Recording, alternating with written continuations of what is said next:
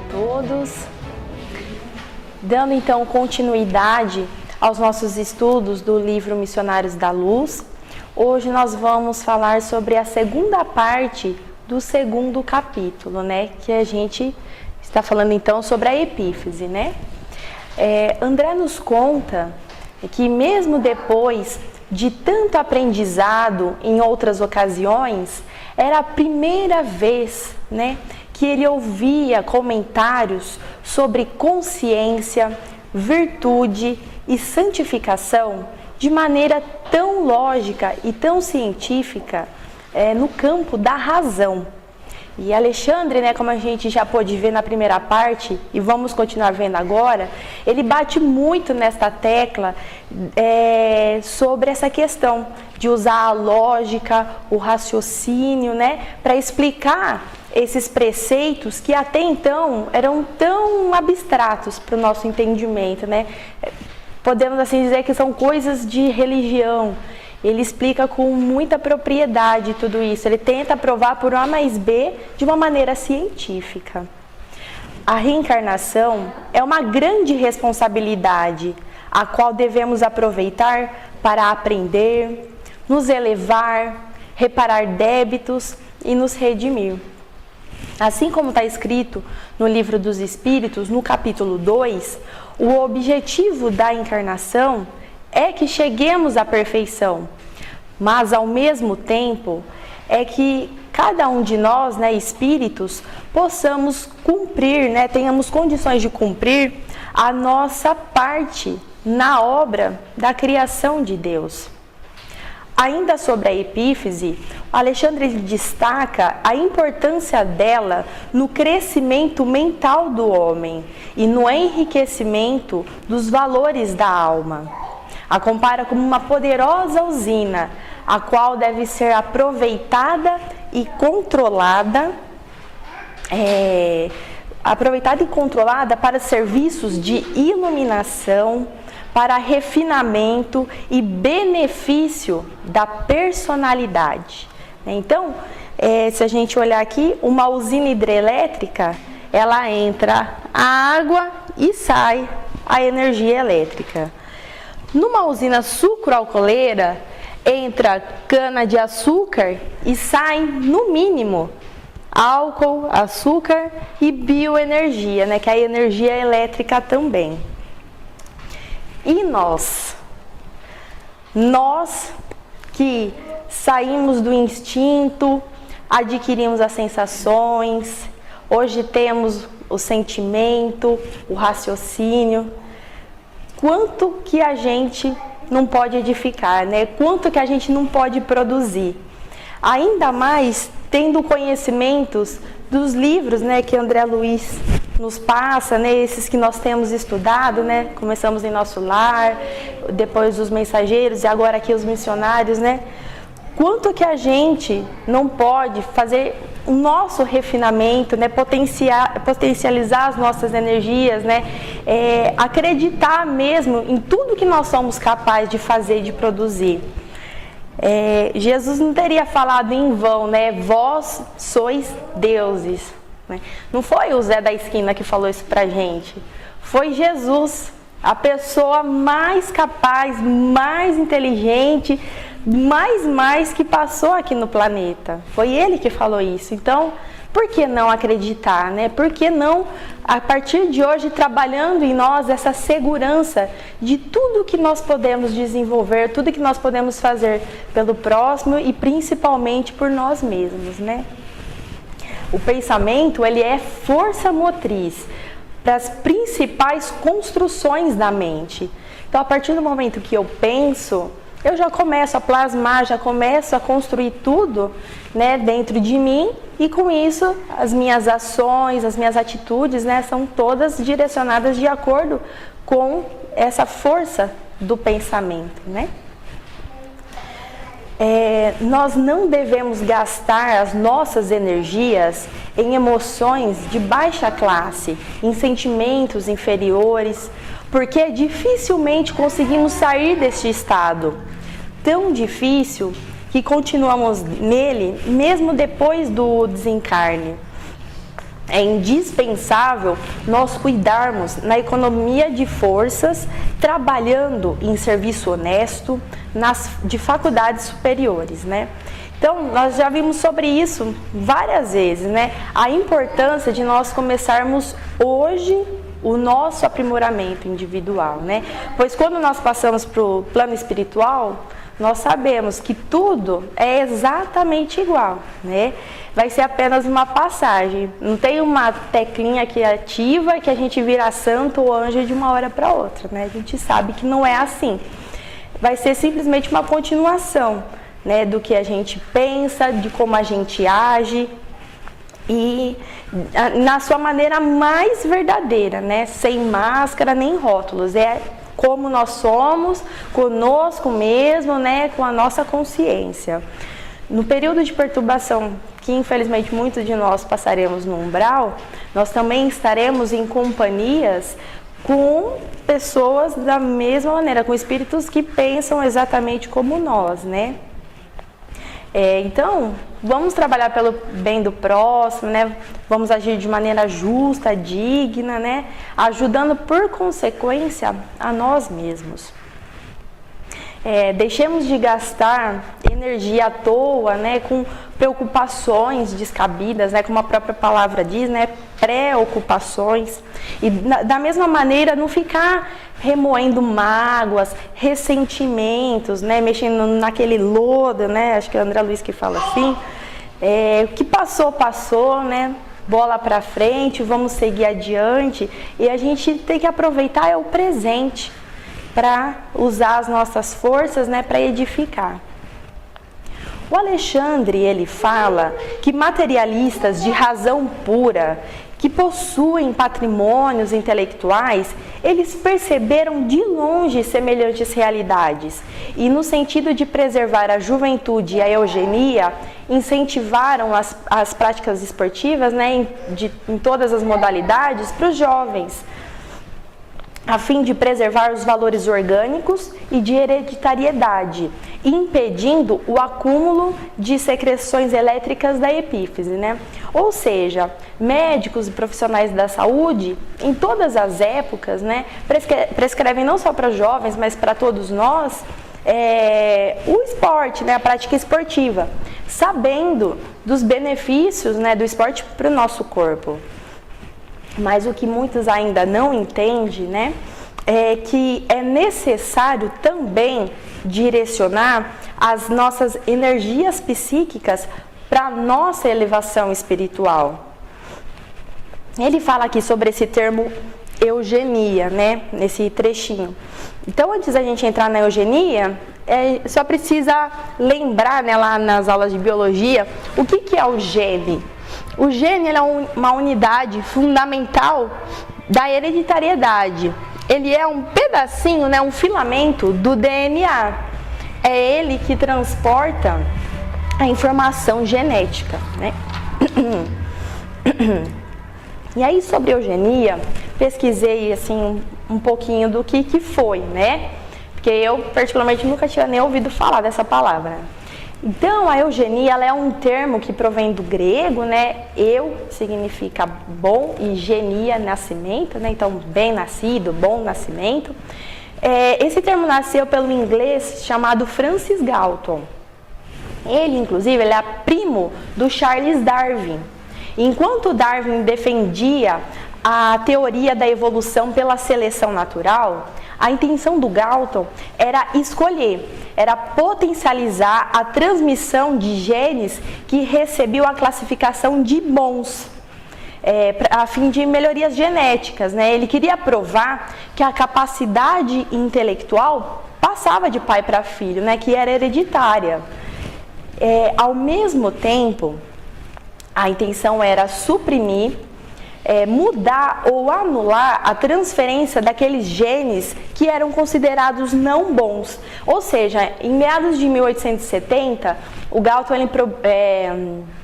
ele lança, né, publica um livro com todas essas suas ideias, né, o que gerou assim grandes conflitos, né, porque pessoas, por exemplo, que tinham problemas mentais, eles eram impedidos de ter filhos. mesma maneira criminosos, enfim, todas essas pessoas, vamos dizer assim, não aceitas, né, não tão bem aceitas na sociedade, de alguma maneira elas eram impedidas, né, eram feitas esterilizações dessas pessoas, né. E da mesma maneira, pessoas brancas, cultas, de alta classe social, né, assim, bem inteligentes, elas eram incentivadas a terem filhos, né. E a eugenia também, né, como entra no termo aqui, ela se refletiu no esporte, se refletiu tanto que aqui no Brasil ela foi um braço na constituição da disciplina de educação física. Começou mais ou menos no período militar, né, com os militares, e aí foi, né, se desenvolvendo. Enfim, mas até hoje existe uma polêmica muito grande, né, sobre essa questão dos genes, né, da transmissão dos genes. Porque a engenharia genética, ela é capaz, por exemplo, de fazer esses melhoramentos, né, genéticos em atletas, né, criar atletas de ponta, né, que se destacam pela performance, pela resistência. Então, hoje, né, atualmente ainda existem muitos conflitos bioéticos e biojurídicos, porque até onde pode se chegar com tudo isso, né? Até onde existe a dignidade, né, a integridade do indivíduo, né, da pessoa, até onde pode se mexer, né? Então, é uma coisa mesmo para a gente aguardar aí para o futuro, para a gente ver o que vai acontecer com todas essas questões aí que essa parte da genética tem descoberto, né? E aí, de tudo isso, nós vemos que Alexandre fala com propriedade quando ele diz que esta medida, né, de prescrever, né, simplesmente o esporte é incompleta e defeituosa, porque a atividade física é sim importante para a socialização, para a saúde, mas por vezes degeneram-se em elásticos de paixões menos dignas. Esse termo aqui que ele usa também é bem interessante, né? O elástico, né? O elástico, ele vai, ele volta. Toda vez que ele volta quase que completamente ao seu estado original, né? Até o elástico esgarçar, vamos assim dizer, vai muito tempo. Outra questão é que o esporte, por mais amador que seja, nós temos assim esse espírito de competição, de querer ser o melhor, de chegar primeiro, né? É fruto do nosso orgulho e egoísmo. É difícil quem pensa exclusivamente nos benefícios que a atividade física está proporcionando para o corpo. Voltando na leitura, né, são raros, muito raros ainda na Terra, os que reconhecem a necessidade da preservação das energias psíquicas. Aqui, ó, novamente, o Alexandre batendo na tecla, né, de economia de forças, né, como é importante. Preservação das energias psíquicas para engrandecimento do espírito eterno. O homem vive esquecido que Jesus ensinou a virtude como esporte da alma, né? Ou seja, o que nós temos que praticar todos os dias, né, é a virtude, é trabalhar as nossas qualidades, né, para nossa ascensão moral. É a caridade, é o amor ao próximo. Nós devemos direcionar a nossa vontade em fazer o bem e usar a disciplina como nosso guia de discernimento. O homem nem sempre se recorda que no problema de aprimoramento interior não se trata de retificar a sombra da substância, mas sim a substância em si mesma, né? Então aqui, por exemplo, no caso da eugenia, não é só receber os genes inteligentes, né? A gente sabe que isso não funciona, mas o esforço, a vontade de nos modificarmos, né? De nos aprimorar moral e intelectualmente. A Nete Guimarães, em umas de suas explanações assim brilhantes, ela fala um negócio que eu achei que dava bem certinho aqui pra gente comentar, né? Ela fala sobre neuroplasticidade autodirigida, que como ela mesma diz, né, a tradução disto é: você pode mudar se quiser. Né? Então, né, nesse contexto aqui, o que ela fala pra gente? Que existem estudos Porque assim, antes falava-se que a mudança da personalidade, ela só ocorria por conta do meio, né? Ou seja, era sempre de fora para dentro que a gente muda. É as nossas situações, é onde a gente vive, a nossa cultura que nos influencia. E que era só assim que a gente mudava. Mas aí nesses estudos que ela acompanhou, né, que ela viu, foi provado que a nossa personalidade também pode ser modificada por nós mesmos, de dentro para fora, né? Que nós temos essa possibilidade. Por isso o nome, né? Autodirigida, né? Que a gente consegue mudar, né? Então, a partir de pensamentos, de decisões que nós tomamos de forma autônoma, né? Por nós mesmos, faz com que a gente vá, sim, modificando a nossa personalidade.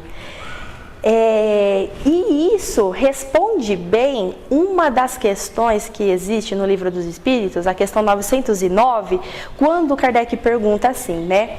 O homem poderia sempre vencer suas más tendências pelos seus esforços? Aí, né, vem aquela questão, mudar é fácil? Mudar não é fácil, né? Mas olha só o que os Espíritos respondem, né? Sim, consegue mudar sim, né?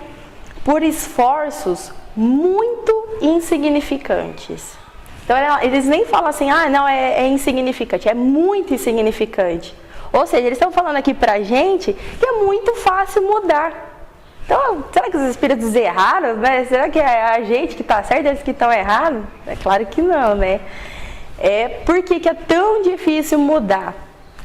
Como eles mesmos continuam aqui na resposta, né? O que vos falta é a vontade. Então, não é que é difícil mudar, é difícil a nossa vontade verdadeira de querermos nos mudar, né? De nos aprimorar, de melhorar essa nossa personalidade, né? Então, é o que fala aqui nesse finalzinho, né? Não é a sombra da substância, é mudar a substância em si. E nós somos capazes. Aí, nesse contexto, o Alexandre ele fala novamente sobre a importância da renúncia. Lembram-se da aula passada, né, que o Jefferson falou a respeito já das regras morais, né, para quem se interessa pelas aquisições eternas nos domínios do espírito? Ele fala, né, para quem não lembra, a renúncia, abnegação, continência sexual e disciplina emotiva, não é? Aí aqui o Alexandre ele traz para a gente também, além da renúncia, a lei da elevação pelo sacrifício. E aí, mudando um pouco a ordem da fala dele no livro, para facilitar o nosso entendimento. Não é fazer teoria de esperança, é princípio científico, né? Novamente explicando, né? Pautado na razão. A sangria estimula a produção de células vitais na medula óssea, né? Ou seja, toda vez que nós temos um sangramento ou fazemos uma doação de sangue, automaticamente, né, o sangue começa a ser produzido na medula óssea. A poda oferece a abundância nas árvores, né? Ou seja, podar na época certa, a quantidade certa, né? No local certo, assim, faz toda a diferença para a planta. Às vezes dá dó, porque a planta tá tão bonita, né? Tá tão vistosa, você fala assim, mas eu vou cortar, né? Tá tão linda, deixa assim, né? Mas a gente sabe que é um mal necessário, né? Porque para que a planta se desenvolva mais, para que ela tenha mais força, dê mais frutos, mais flores, né? Enfim. Da mesma maneira, o homem que pratica verdadeiramente o bem vive nos seios de vibrações construtivas e santificantes da gratidão, da felicidade, da alegria. Sem isso, não se liberta a alma descentralizada pela viciação nas zonas mais baixas da natureza, né? Ou seja, né, a lei da elevação pelo sacrifício, ela acompanha a lei de causa e efeito, né? A alma não pode se elevar em qualquer região que esteja, né, espiritual, senão pelo devotamento do amor ao próximo, né? ela não encontra felicidade e consolação, né, a nossa alma, senão pelos impulsos da caridade. Então, nós temos que nos esforçar para nos libertar dos nossos vícios, né, dos nossos instintos inferiores e viver verdadeiramente o bem para nos elevarmos e recebermos, né, essas vibrações benéficas que ele fala aqui, né, de felicidade, de paz, tranquilidade, gratidão, né, que a gente não imagina, né, o que é uma emissão, né, um pensamento para a gente, né, uma vibração de gratidão de uma pessoa, né? A gente às vezes conversa, né, no dia a dia com as pessoas e a gente não imagina o bem que a gente faz de uma simples conversa, uma simples palavra amiga, de impressionar os nossos ouvidos um pouco, né? Então esses bons fluidos, eles chegam até nós, né? Não apenas aqui, né, encarnados, como também desencarnados, né? O bem que a gente planta hoje, ele chega pra gente a qualquer momento, né? O bem nunca se perde.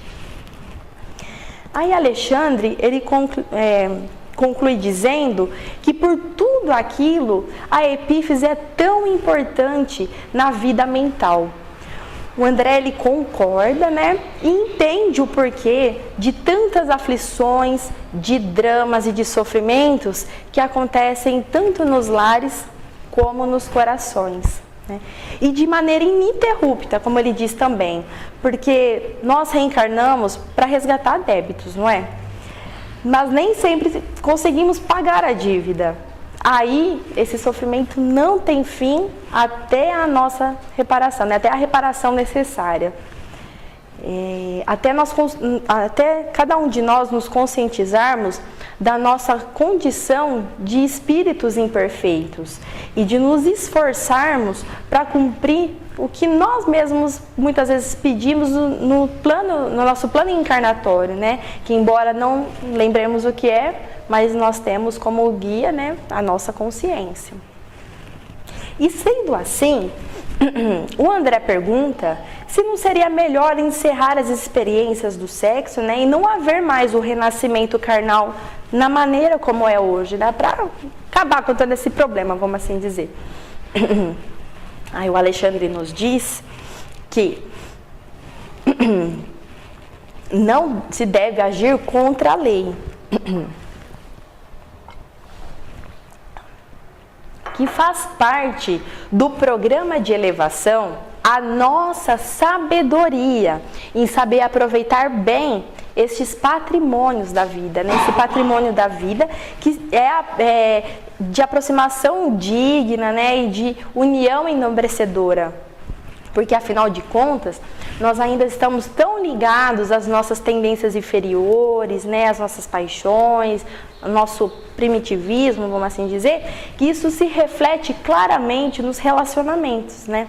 Quando a gente vê, por exemplo, os jovens na adolescência, né, começando assim o primeiro namorinho e tal, é muito difícil. É aquele jovem que a gente vê com um ideal nobre, já querendo namorar para casar. É muito raro, não é verdade? E isso, às vezes, acaba se refletindo também nos adultos, né? Na vida adulta. Que muitas vezes a pessoa quer ter mais do que um relacionamento, ou então você tem um relacionamento só, mas então fica pensando, gasta muito tempo, né, da sua vida pensando no ato sexual, na sua maneira mais grosseira e inferior, né? Então, sobre tudo isso a gente deve refletir na frase de Alexandre que diz, né, que nós devemos entender bem a diferença entre harmonia e desequilíbrio. Porque não é porque o casal, por exemplo, pensa igual que existe um equilíbrio, né? Muitas vezes pode ser que eles sejam dois desequilibrados, né? Na lição Perante o Corpo, né, no livrinho Conduta Espírita, tem um parágrafo que fala uma coisa muito bacana aqui pra gente, ó. Distinguir no sexo a sede de energias superiores que o Criador concede à criatura para equilibrar-lhe as atividades, sentindo-se, né, todos nós no dever de resguardá-la, né, essa sede de energias, contra os desvios suscetíveis de corrompê-la. o sexo é uma fonte de bênçãos renovadoras do corpo e também da alma, né?